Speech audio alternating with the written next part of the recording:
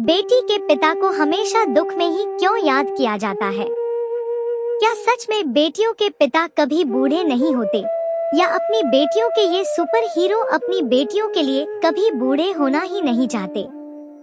यही ख्याल सृष्टि के मन में बार बार अपने पिता के बारे में सोचते हुए आ रहा था। 60 साल की उम्र में बाईपास सर्जरी के बाद भी अपनी बेटी दामाद के लिए रात रात भर जागना सिर्फ एक सुपर हीरो ही कर सकता है। सृष्टि की शादी एक संयुक्त परिवार में हुई थी। उसके ससुराल में सास ससुर, जेठ जेठानी सब थे। उसके जेठ एक सरकारी बैंक में उच्च अधिकारी थे। इनकम भी अच्छी थी, इसलिए सास ससुर के प्यारे बेटे भी वही थे।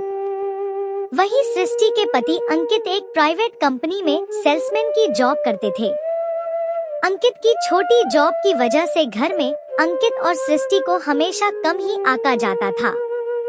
घर में कोई भी फैसला सास ससुर अपने बड़े बेटे और बहू से पूछकर ही लेते थे।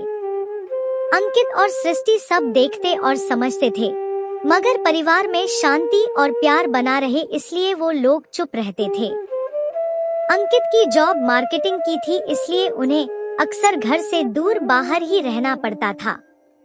एक दिन बरसात में सड़क में पानी भर जाने की वजह से अंकित को सड़क का अंदाजा नहीं हुआ और वो बाइक समेत गिर गए। आसपास के लोग उन्हें नजदीकी हॉस्पिटल में ले गए और उनके घर पर खबर कर दी। अंकित के एक्सीडेंट की खबर सुनकर घर में सब घबरा गए। डॉक्टर साहब, अंकित कैसे है? कोई चिंता की बात तो नहीं है? डॉक्टर से अंकित का हाल पूछते हुए सृष्टि की आंखें भर आई। चिंता की कोई बात नहीं है, बस पैर में फ्रैक्चर आया है। ऑपरेशन करके रॉड डालना पड़ेगा और कुछ दिन हॉस्पिटल में ही रहना होगा। डॉक्टर की बात सुनकर सृष्टि के साथ घरवालों ने भी तसल्ली की सांस ली। पैर में सूजन होने की वजह से डॉक्टर ने ऑपरेशन के लिए 2 दिन के बाद की डेट दी। पापा जी, आप सभी अभी घर जाइए, मैं रुकती हूँ अंकित के पास। आप सब भी कुछ देर के लिए आराम कर लीजिए, वैसे भी ऑपरेशन तो 2 दिन के बाद है। आप में से कोई रात को खाना लेकर आ जाइएगा। सृष्टि ने रात को आने को कहकर अपने जेठ और ससुर को घर भेज दिया। अंकित दवाइयों के असर की वजह से सो गए। शाम हो गई थी, मगर घर से किसी को ना आया देख सृष्टि परेशान हो गई। सृष्टि अपने ससुर को फोन करने की सोच ही रही थी कि कमरे में दोनों हाथों में टिफिन और फल का थैला पकड़े अपने पापा को देखकर सृष्टि चौंक गई। पापा, आप यहाँ? आपको किसने खबर की? सृष्टि ने एक साथ सवालों की झड़ी लगा दी। तू खबर नहीं करेगी तो क्या मुझे पता नहीं चलेगा कि मेरी बेटी परेशान है? नहीं पापा, सच बताइए, आप यहाँ इस समय और साथ में ये टिफिन क्यों? बेटा, समधी जी का फोन आया था, उन्होंने बताया कि दामाद जी का एक्सीडेंट हो गया है। कह रहे थे कि राकेश जी की तबीयत ठीक नहीं रहती और उनका ऑफिस भी होता है, और साथ ही कह रहे थे कि उनकी भी उम्र हो चली है और आज उन्हें आराम भी नहीं मिला, इसलिए रात को मैं हॉस्पिटल में रुक जाऊं। और जब मैं यहाँ आ ही रहा था तो तुम्हारी माँ ने टिफिन भी भेज दिया। लेकिन पापा, आपकी तबीयत? अभी तो आपका ऑपरेशन हुआ था। कुछ नहीं हुआ मुझे, देख मैं बिल्कुल ठीक हूँ। तू क्यों मेरी चिंता करती है बेटा? अभी तेरा पिता बूढ़ा नहीं हुआ, फिर मेरा भी तो कुछ फर्ज है अपने बेटी दामाद के लिए। खुद को फिट और तंदुरुस्त बताते अपने पापा की बातें सुनकर सृष्टि की आंखें नम हो गई। समय नाजुक था, अंकित भी कमजोर और घायल थे, इसलिए उस समय सृष्टि चुप रह गई। अपने बीमार और कमजोर पिता को यूं रात भर जागते देखकर सृष्टि का मन रो पड़ा। क्या सिर्फ बेटों के पिता की ही उम्र बढ़ती है? क्या सिर्फ उन्हें ही शारीरिक समस्या होती है? क्या बेटियों के पिता बूढ़े नहीं होते? उन्हें कोई बीमारी नहीं होती? ये सवाल रह रहकर सृष्टि के दिमाग में उठ रहे थे। उस रात तो सृष्टि कुछ ना कर सकी, मगर अगले दिन सृष्टि अंकित की जिम्मेदारी नर्स को देकर उसने पहले कैब से अपने पिता को घर छोड़ा, फिर अपने ससुराल पहुंची। घर पर भी रसोई के सारे काम सृष्टि का इंतजार कर रहे थे। नहा धोकर सृष्टि ने रसोई बनाई, अपने और अंकित के कुछ कपड़े पैक किए। पापा जी, अभी मैं खाना लेकर हॉस्पिटल जा रही हूँ। रात को आप भैया को भेज दीजिएगा या फिर आप किसी को गांव से बुला लीजिए, क्योंकि मेरे पापा रात को नहीं रुक पाएंगे। बहू, अब गांव से किसी को क्यों बुलाना, और फिर राकेश को फुर्सत कहाँ है जो वो रात को हॉस्पिटल में रुके। और तुम्हारे पापा क्यों नहीं रुक सकते? क्या उनका कोई फर्ज नहीं है अपने बेटी दामाद के लिए? सृष्टि की बातों से नाराज सास कटाक्ष में बोली, हाँ बिल्कुल, मेरे पापा का भी फर्ज बनता है अपनी बेटी दामाद के लिए, मगर क्या आप सभी का कोई फर्ज नहीं बनता है अपने खुद के बेटे के लिए? जब हॉस्पिटल में रुकने की बात आई तो अचानक स्वस्थ जेठ जी बीमार पड़ गए। ससुर जी, जिन्हें कोई शारीरिक समस्या नहीं है, वो भी इतना थक गए, यहाँ तक कि आप भी गांव से किसी को बुलाना नहीं चाह रही है। मम्मी जी, जब से मेरी शादी हुई है तब से मेरे पिता को वो मान सम्मान नहीं मिला जो एक समधी को मिलना चाहिए। ससुर जी ने किसी भी त्योहार पर कभी भी सामने से फोन करके मेरे पिता को बधाई नहीं दी, कभी उनका हालचाल नहीं पूछा। यहाँ तक कि 2 महीने पहले आए हार्ट अटैक के बाद जब पापा की बाईपास सर्जरी हुई, तब भी ससुर जी ने केवल एक बार फोन करके सिर्फ औपचारिकता पूरी की थी। और आज जब अंकित हॉस्पिटल में है और रात रात भर जागना पड़ेगा, तो अचानक से आप सभी को मेरे पापा याद आ गए। मुझे तो आप सबकी सोच पर शर्म आ रही है। ससुराल वालों को बेटियों के पिता क्या सिर्फ दुख में ही याद आते हैं? जब आप सबने किसी तीज त्योहार या किसी सुख में मेरे पापा को याद नहीं किया, तो आज परेशानी में क्यों? अब आप में से कोई रात को रुके या ना रुके, आप गांव से किसी को बुलाए या ना बुलाए, मेरे पापा रात में हॉस्पिटल में नहीं रुकेंगे, ये तय है। साथ में आप लोग ये भी जान लीजिए कि अंकित मेरे पिता की नहीं, आपकी जिम्मेदारी है। सृष्टि की बातों का किसी के पास कोई जवाब नहीं था। हमेशा घर में दबकर रहने वाली सृष्टि ने अपने पिता के लिए एक कठोर कदम उठाया।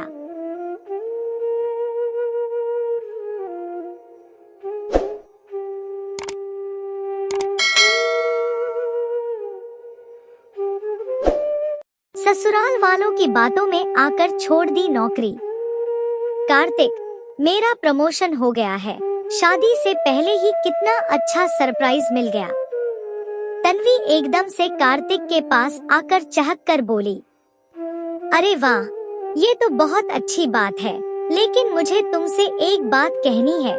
कार्तिक संकोच करते हुए बोला, हाँ हाँ, साफ साफ बोलो, अब तो बहुत जल्द हम दोनों एक होने वाले हैं, फिर मुझसे संकोच कैसा? तन्वी कार्तिक के गले में बाहें डालते हुए बोली, देखो तन्वी, शादी के बाद तुम्हें नौकरी करने की कोई जरूरत नहीं है। भगवान की कृपा से मेरी जॉब अच्छी है और पापा की दुकान भी अच्छी खासी चलती है। बेकार में ही दिन भर घर से बाहर रहकर सर खपाने से क्या फायदा? तुम तो उस घर में महारानी की तरह रहना। कार्तिक तन्वी का हाथ अपने हाथ में लेकर बोला, लेकिन कार्तिक, मैं इतनी अच्छी जॉब कैसे छोड़ दूं? तन्वी कुछ सोचते हुए बोली, तन्वी, मेरे मम्मी पापा यही चाहते हैं, उनका मन रख लो। मैं तुमसे वादा करता हूँ कि तुम्हें किसी चीज की कोई कमी नहीं होने दूंगा। लेकिन अगर तुम नौकरी नहीं छोड़ोगी तो शायद तुम्हें मुझे छोड़ना पड़ेगा। कार्तिक ने ऐसा पासा फेंका कि तन्वी ने अपनी जॉब से समझौता कर लिया, क्योंकि वो कार्तिक से बहुत प्यार करती थी और उसे किसी भी कीमत पर खोना नहीं चाहती थी, क्योंकि कहते हैं ना कि प्यार अंधा होता है। ठीक है कार्तिक, मैं भी बहुत परेशान हो जाती हूँ दिन भर घर से बाहर रहकर। तुम्हारी खुशी के लिए मैं जॉब छोड़ने के लिए भी तैयार हूँ। अब तो मुझे बस इंतजार है तुम्हारे घर और तुम्हारे दिल की महारानी बनने का। तन्वी ने अपनी खुशियों, इच्छाओं और भावनाओं से कार्तिक के प्यार के लिए समझौता कर लिया। तन्वी के मम्मी पापा ने भी उसे बहुत समझाया, तन्वी बेटा, तुम बहुत बड़ी गलती कर रही हो कार्तिक के साथ ये समझौता करके। मगर तन्वी की आंखों पर तो कार्तिक के प्यार की पट्टी बंधी हुई थी। उसके मम्मी पापा भी तन्वी के सामने हार गए और तन्वी कार्तिक के घर बहू बनकर आ गई। शुरू में तो सब कुछ बहुत अच्छा रहा, मगर धीरे धीरे तन्वी को लगने लगा कि वो बस परिवार के हाथ की कठपुतली बनकर रह गई है। उसकी अपनी कोई इच्छा मायने ही नहीं रखती। उसका सारा दिन घर के काम करते हुए ही निकल जाता। उसे घर के बाहर कार्तिक के साथ कहीं अकेले जाने की भी इजाजत नहीं थी। हर खर्चे के लिए पहले उसे टोका जाता कि तुम्हें बहुत ज्यादा खर्च करने की आदत है। फिर कई बार मांगने पर बहुत ज्यादा एहसान जताते हुए उसे पैसे दिए जाते। सासू माँ हर बार पैसे देते हुए एक बार ये जरूर जता देती कि पैसे कमाने में बहुत मेहनत लगती है, पैसे कोई पेड़ पर नहीं उगते जो जब जी चाहे तोड़ लो। मेरे बेटे और पति की कमाई में किसी को फालतू में उड़ाने नहीं दे सकती। तन्वी घर की महारानी तो नहीं, मगर घर की नौकरानी जरूर बन गई थी। दिन भर सास ननद देवर सबकी बातें सुनती। हर समय सबको सबकी पसंद का खाना पीना चाहिए था, नहीं तो सबके मुंह बन जाते और कार्तिक भी उन्हीं लोगों की ही साइड लेता।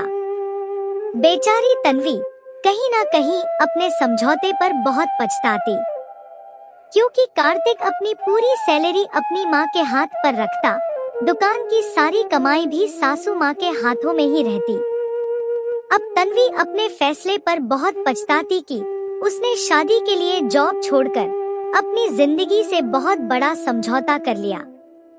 काश उसने अपने मम्मी पापा का कहना मान लिया होता तो उसे इस तरह एक एक पैसे के लिए मोहताज नहीं होना पड़ता। तन्वी, क्या मिला तुम्हें? तुमने सारी पढ़ाई लिखाई पानी में मिला दी, अच्छी खासी जॉब दांव पर लगा दी। क्या मिला तुम्हें ये समझौता करके, जहां अपना कोई अस्तित्व ही नहीं बचा? उठो तन्वी, अभी भी समय है अपने हक के लिए लड़ने का, अभी भी देर नहीं हुई। क्या फायदा ऐसे जीवन का जहां हर एक खर्चे के लिए सबके सामने हाथ फैलाने पड़े, सबकी चार बातें सुननी पड़े। एक दिन दोपहर में बैठी बैठी यही बातें सोच रही थी और उसका ज़मीर चीखने लगा, उठो तन्वी उठो। तन्वी एकदम से घबराकर बैठ गई। बहुत हुआ समझौता, लेकिन अब और नहीं। अब मैं फिर से जॉब करूंगी, मैं अपना मुकाम फिर से हासिल करूंगी। अब मैं फिर से अपनी जिंदगी में रंग भरूंगी। तन्वी मन ही मन फैसला लेकर उठ खड़ी हुई। अगली सुबह ही ये कंधे पर बैग लटका कर कहाँ जा रही हो? कार्तिक तन्वी के कंधे पर बैग देखकर बोला। कार्तिक, मैं जॉब के लिए फिर से उसी स्कूल में एप्लीकेशन देने जा रही हूँ, क्योंकि मैनेजर ने जॉब छोड़ते समय मुझसे साफ साफ कहा था कि मिस तन्वी, आप जैसी योग्य टीचर ये जॉब छोड़कर बहुत बड़ी गलती कर रही है। मगर ये आपका निजी फैसला है, लेकिन भविष्य में अगर फिर से कभी पढ़ाने के बारे में सोचे तो इस स्कूल में आपका हमेशा स्वागत है। तब मेरी आंखों पर कार्तिक के प्यार की पट्टी जो बंधी थी, लेकिन आज वो पट्टी हट गई और आज वो घड़ी फिर से आ गई। तन्वी ने एक एक शब्द को चबाते हुए कहा, बहू, तुम्हारा दिमाग तो खराब नहीं हो गया? आखिर तुम्हें नौकरी की क्या जरूरत है? खाना पीना सब कुछ तो मिलता है तुम्हें, और अगर तुम नौकरी करोगी तो घर का काम कौन संभालेगा? कार्तिक के कुछ बोलने से पहले ही उसकी माँ बोल पड़ी। तन्वी, मम्मी सही कह रही है, आखिर किस चीज की कमी है तुम्हें? कार्तिक तिनकते हुए बोला। मम्मी जी और कार्तिक, मिलता तो सब कुछ है, लेकिन ये तो आप लोग भी जानते हैं कि कैसे मिलता है। मैंने फैसला कर लिया है और अभी भी देर नहीं हुई है। मैं फिर से अपनी जॉब स्टार्ट कर रही हूँ। कार्तिक, तुमने वादा किया था कि तुम मुझे इस घर की महारानी बनाकर रखोगे, लेकिन इस घर में मुझसे ज्यादा हैसियत तो एक नौकरानी की है। कम से कम उन्हें बंधा हुआ पैसा तो मिलता है। अब मैंने ठान लिया है कि अब मैं अपनी बात से पीछे नहीं हटूंगी, चाहे कुछ भी हो जाए। कार्तिक और उसकी माँ मुंह देखते रह गए, क्योंकि सच्चाई तो वो लोग भी अच्छी तरह से जानते ही थे। और तन्वी अपना समझौता तोड़कर अपनी मंजिल की ओर बढ़ गई।